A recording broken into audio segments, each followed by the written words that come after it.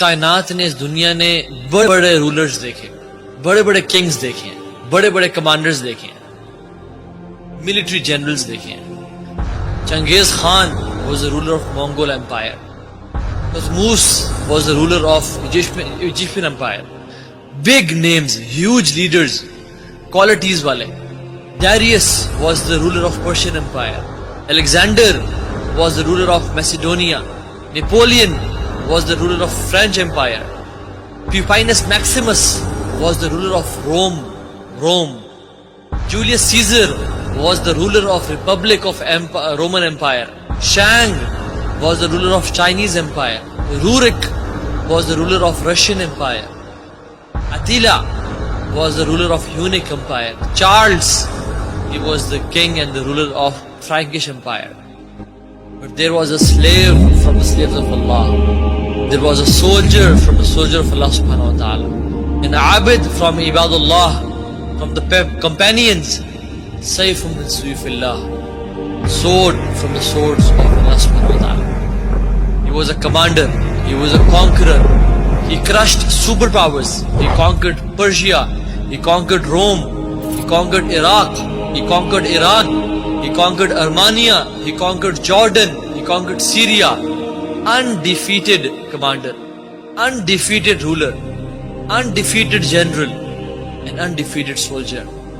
A sword from the sword of Allah subhanahu wa ta'ala, Khalid ibn Walid radiyallahu ta'ala. Some generals, some rulers are known for their plan of attack. Some generals and rulers and kings are known for their plot and plan. Some for their tactics. Some generals are known for their fortitude. کچھ کو جانا جاتا ہے ان کی courage, brewery اور بہادری کی وجہ سے.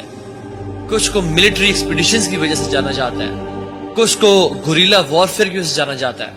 But there was a man, he was equal to 1 billion. He was known for his courage. Even his enemies used to fear him. His enemies used to praise him. Leadership, he was known for his leadership. He was known for his toughness and roughness. He was known for his strategy. He was known for his bravery. He was famous for his plan. Even the enemies praised him. Sayfun min suyufillah, a sword from the swords of Allah subhanahu wa ta'ala. Khalid bin Walid radiyallahu ta'ala anhu. The prince of Persia praised him. The priest of Byzantine praised him. Messenger of Allah sallallahu alayhi wa sallam, he praised him. Abu Bakr praised him. Umar praised him. Talha praised him. Uthman praised him. Ali bin Abi Talib praised him. Zubair bin Al-Awwam unki tareef karte the. Saad bin Abi Waqqas ne unki tareef ki. Undefeated in 100 battles. 100 battles. Allahu Akbar. 100 battles undefeated. جب وہ کافر تھے، اسلام کے خلاف تھے، تب بھی نہ جنگ ہارے، اور جب وہ دین میں آئے اور اسلام میں آئے اور لا الہ الا اللہ محمد رسول اللہ کا جھنڈا لے کے چلے، تب بھی کوئی جنگ نہ ہارے. رسول اللہ صلی اللہ علیہ وسلم نے فرمایا کہ ڈو ناٹ ہارم خالد.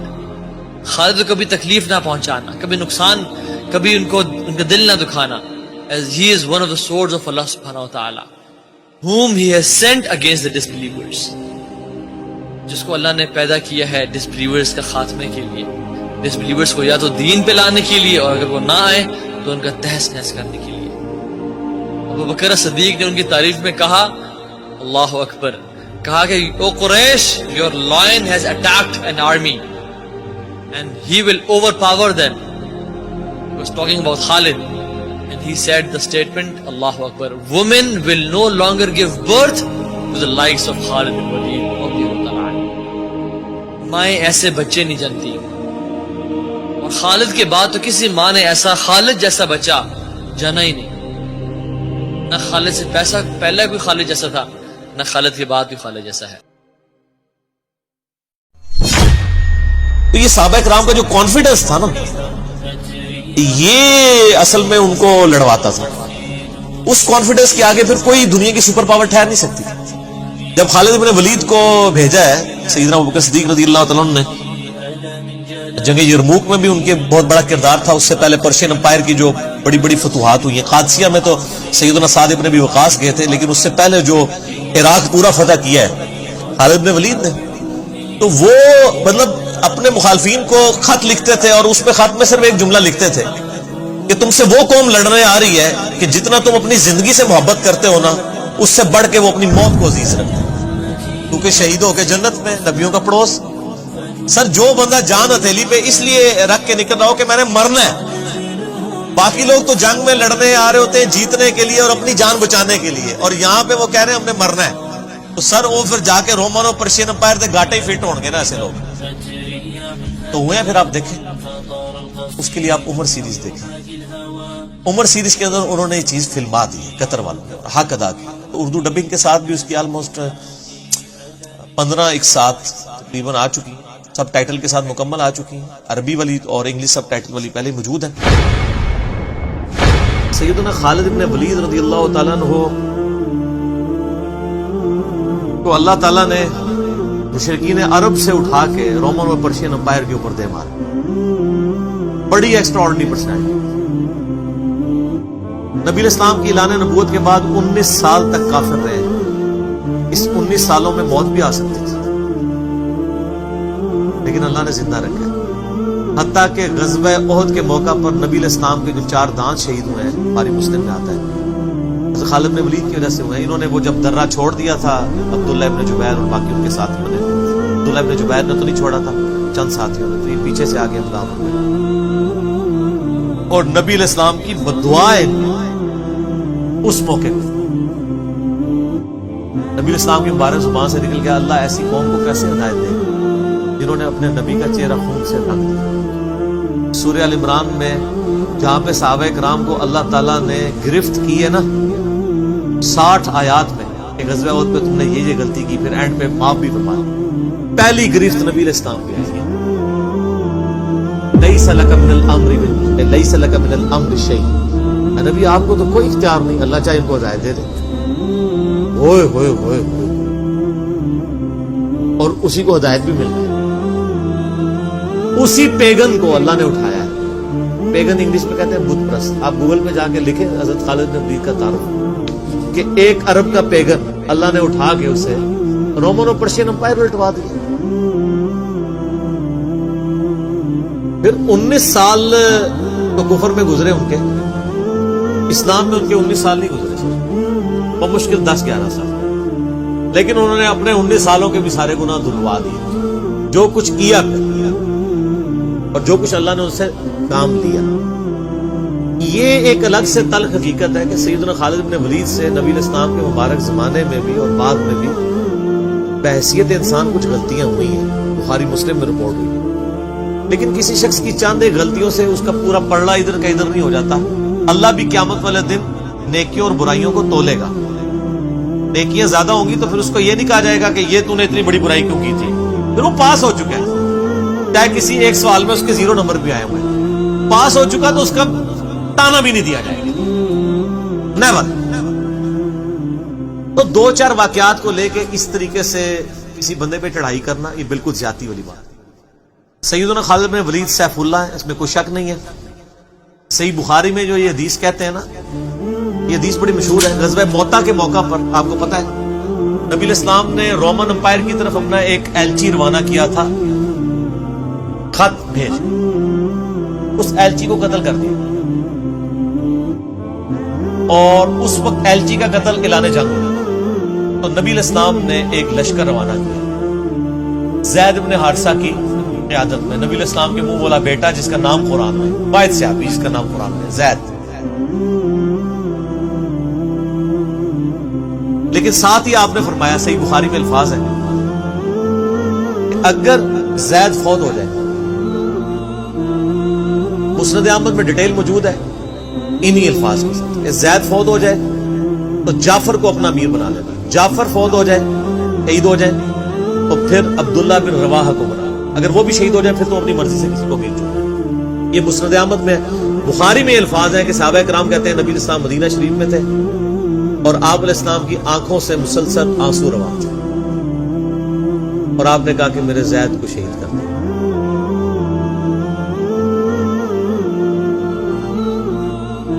اب مسلمانوں کا پرچم جعفر نے تھاما. جعفر بھی حضور کے لاڈلے سے، آپ کو پتہ ہے، جعفر طیار حضرت علی کے بھائی، جن کے بارے میں بخاری میں آتا ہے کہ ان کے 2 بازو کٹ گئے تھے، تو آپ علیہ السلام فرمایا میں نے اسے جنت میں اڑتے ہوئے دیکھا، اللہ نے اس کو 2 پر دے دی.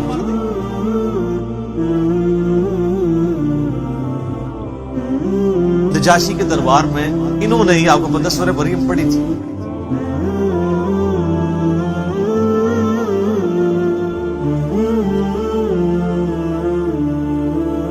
پھر آپ نے فرمایا کہ جعفر کو شہید کر دیا گیا. اب عبداللہ ابن رواحہ نے پرچم تھا، پھر آپ نے فرمایا اسے بھی شہید کر دیا گیا. پھر آپ نے فرمایا اب اللہ کی تلواروں میں سے ایک تلوار کو مسلمانوں نے اپنا امیر چن لیا، اور میں اللہ سے امید کرتا ہوں اللہ تعالیٰ اس کے ہاتھ پہ فتح دے، اور فتح ہو بھی. یہ بخاری کی جو حدیث ہے نا، اس کے اوپر امام بخاری نے باب باندھا ہے مناقب خالد ابن ولید. حالانکہ اس میں خالد بن ولید کا نام نہیں تھا، لیکن اس حدیث کے اوپر باب کیا باندھا؟ خالد بن ولید، کیونکہ وہ سیف اللہ وہ تھے. سیوف من سیوف اللہ، اللہ کی تلواروں میں سے ایک تلوار کے ہاتھ میں جھنڈا آ گیا، اللہ تعالیٰ فتح دے دے گا، فتح ہو گئی. باقی حضرت خالد بن ولید رضی اللہ تعالیٰ عنہ کی پرسنالٹی یعنی بڑی ایکسٹراڈنری ہے. آپ دیکھیں کہ آلموسٹ ان کی جو عمر مبارک ہے وہ بلو 45 تھی جب وہ فوت ہوئی حضرت عمر کے دور کے اندر. حضرت ابوبکر صدیق کے دور کے اندر وہ آرمی چیف تھے. وہ سر عمر سیریز پھر دیکھیں تو آپ کو پتا چلے. انہوں نے ایک چیز فلمائی ہے مسلمہ کذاب کے خلاف قتال میں کون لیڈ کر رہا تھا؟ خالد بن ولید. جتنے عرب کے قبائل مرتد ہوئے ہیں ان کے خلاف حضرت خالد بن ولید کو بھیجا. اور اس کے بعد پرشین امپائر کا جب جہاد شروع ہوا ہے تو شروع کی ساری مہمات میں حضرت خالد بن ولید تھے. تو کرتے کرتے اس دوران کچھ واقعات رپورٹ ہوتے تھے ایسے. حضرت ابوبکر صدیق سے حضرت عمر مخالفت کرتے تھے. وہ کہتے تھے یہ اپنی طرف سے کچھ ڈسین کر لیتا ہے، اس کو چاہیے کہ امیر کی اطاعت کرے. حضرت ابوبکر صدیق کہتے تھے کہ اگر وہ میرے حکم کا انتظار کرے گا تو 1 مہینہ تو خط پہنچنے میں لگے گا، ایک جانے میں اس وقت تک اس کے ہاتھ سے موقع ہی نکل جائے. تو میں نے اسے اختیار دیا ہوا ہے. وہ موبائل فون یا کوئی اس وقت واٹس ایپ تو ہے نہیں تھا. لیکن حضرت عمر ذرا ڈسپلن کے بہت سخت تھے. وہ کہتے تھے اس طرح ان کو خود ڈسیزن نہیں لینا چاہیے، کیونکہ اس میں 1-2 مسئلے ان سے مس ہینڈل بھی ہو گئے. جب اتنے بندہ کام کر رہا ہوتا ہے 1-2 مسئلے تو مس ہینڈل ہو جاتے ہیں. ہم سمجھتے ہیں مس ہینڈل ہونے کا مطلب ہے 0 سے ملٹیپلائی. ایک طبقہ یہ سمجھتا ہے، دوسرا کہتا ہے نہیں کہ چونکہ اس کی شان بہت ہے لہذا مس ہینڈل ہو نہیں سکتا. یہ دونوں ایکسٹریم ہیں. وہ پیغمبر ہی ہے جس کو اللہ تعالی نے رول ماڈل بنایا، وہی بیلنس ہے. تو جنگ یرموک کا موقع جب آیا، رومن امپائر کے خلاف فیصلہ کن جنگ تھی، عین میدان جنگ میں حضرت ابوبکر صدیق فوت ہو گئے. حضرت عمر نے پہلا ڈسیزن یہ کیا کہ خالد بن ولید کو آرمی چیف کے عہدے سے معزول. ہائے ہائے سر، بالکل آپ آخری اوور چل رہے ہو اور آپ کا جو پلیئر سینچری مار رہا ہو، آپ اس کو کہیں اس کو واپس آ جاؤ اور ایک نیا پلیئر بھیج دیں. جو کریز پہ سیٹ تھا اس کو آپ واپس بلا لیں. یہ وہ شخص کر سکتا ہے جس کا خدا پہ یقین ہو. تو اور آپ کو پتہ ہے حضرت عمر کے رشتہ دار تھے قریبی، انہی کے قبیلے سے تھے حضرت خالد بن ولید. حضرت خالد بن ولید کو پتا تھا کہ یہ اگر عمر خلیفہ بنے گا نا تو پھر میرا معاملہ پہلے ہوگا. اور وہی ہوا. ابو عبیدہ اپنے جرح کو بنا کے بھیج دیا. لوگوں میں بڑی چیمہ گوئیاں شروع ہوئی کہ لو جی سب سے بڑی آرمی کے خلاف جنگ ہو رہی ہے، سب سے بڑی سپر پاور، اور عین میدان جنگ میں یہ ڈسیزن کر دیا ہے اگر مسلمان ہار گئے پھر کیا ہوگا. یہ وہ اللہ نے فتح دے دی. فتح ہوئی تو اب جب لوگ آ کے مبارک باتیں پیش کر رہے ہیں، پھر حضرت عمر نے آ کے مسجد نبی میں خطبہ دیا. انہوں نے کہا خدا کے لیے میں تم سے یہی تو چیز ختم کرنا چاہتا تھا کہ یہ فتوحات خالد کی وجہ سے نہیں ہو رہی، رب خالد کی وجہ سے ہو رہی. کل کو خالد نہیں رہے گا تو تم کیا سمجھو گے کہ اسلام ختم ہو جائے گا؟ اسلام نے تو آگے چلنا ہے. ٹھیک ہے. پھر انہوں نے کہا میری دوسری حکمت یہ تھی کہ مجھے پتا ہے کہ اب یہ رومن امپائر مسلمانوں کے پاس آ جائے گی، بیت المقدس بھی فتح ہو گیا پھر بعد میں. تو خالد ابن ولید جو ہے یہ جنگ کی فیلڈ کا ماسٹر ہے. اور جب کوئی علاقہ فتح ہو جاتا ہے پھر کسی جنگجو کی وہاں گورنر لگانے کی ضرورت نہیں ہوتی، بلکہ کسی ایسے شخص کو گورنر لگانے کی ضرورت ہوتی ہے جو ہیومن انسٹنکٹ سے واقف ہو، جس کو ہیومن مینجمنٹ آتی ہو. تو خالد تو ہمیشہ تلوار کے ساتھ ہی کھیلا ہے، اس کو ہیومن مینجمنٹ نہیں آتی. تو میں نے اس شخص کا انتخاب کیا ہے جس کو سب سے زیادہ رسول اللہ صلی اللہ علیہ وسلم کی صحبت کا شرف حاصل ہے. اور بخاری مسلم میں حدیث ہے کہ نبی علیہ السلام نے فرمایا کہ ہر نبی کے ساتھ ایک امین ہوتا ہے، اور میرا امین جو ہے وہ ابو عبیدہ ابن جرح ہے. ان کو پھر یعنی یرموک میں حضرت عمر نے یعنی آرمی چیف لگا اور فتح ہوئی.